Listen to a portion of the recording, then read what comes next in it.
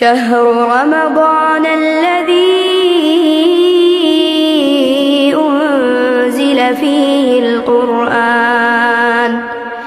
هدى للناس وبينات من الهدى والفرقان فمن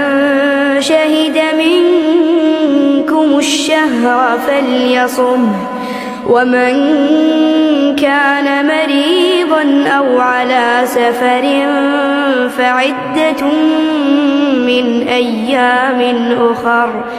يريد الله بكم اليسر ولا يريد بكم العسر ولتكملوا العدة ولتكبروا الله على ما هداكم